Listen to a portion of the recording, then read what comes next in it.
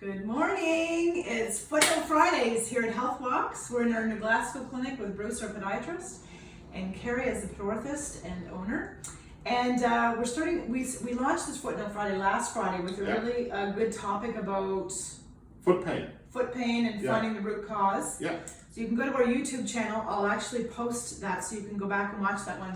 This one we're talking about calluses versus corns versus warts. Yep. And then next Friday, we're going to talk about orthotics. Yep, that's right. Yeah. So this came because this morning I was proofing a doctor's letter and it was talking about enucleating a corn. Yeah. So I came in to ask you about it and I thought, this is going to be a good video. Cool. Yeah. So tell the audience, and you can comment below where you're watching from and any questions you have and we'll answer them. Tell the audience, what's the difference between a corn versus a callus versus a wart? Okay, sure. So let's start off with the wart first of all, because that's the easiest and get that out of the way. Okay, so a wart is a viral infection. So it's a virus that they pick up? Yeah, it's caused by the human papillomavirus, and there are over 100 strains of the human papillomavirus, but the ones that affect the foot, there's usually about 1 or 2 strains, and you either get one big wart, or you get what we call mosaic warts, where there are hundreds of small little ones in a cluster. Did you call that mosaic? Mosaic, like a mosaic on the wall, yeah. And the mosaic ones are far more resistant to get rid of than the large big one, okay. So a wart is a viral infection, and there's a few misconceptions about a wart. It hasn't got a root. Okay? No root. And it won't grow through your foot and come out through the other side. Okay? Never heard that one. Yeah, I've heard. Are you going to cut the root out? Yes, that hasn't got a root, okay? And are you going to cut the root out? Yeah.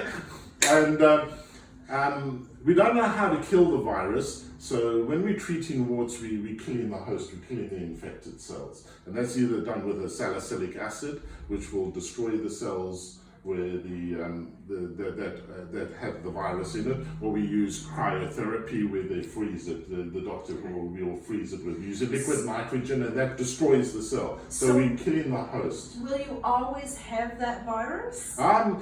So what we find is if you have a wart and it goes naturally, your body will build up some resistance. What I find in kids is that we treat it and the body doesn't build up enough resistance, and when they get exposed to the virus again, like at school, in the gym hall, around the swimming pool, because that's or in the shower, that's where they're going to pick it up, and you find that they develop another one. Okay.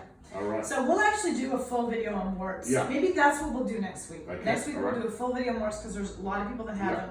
But let's quickly wrap it up with callus versus corn. Okay, so a callus is a thickened area of hard skin, and it's usually quite over a large area of the foot. Okay.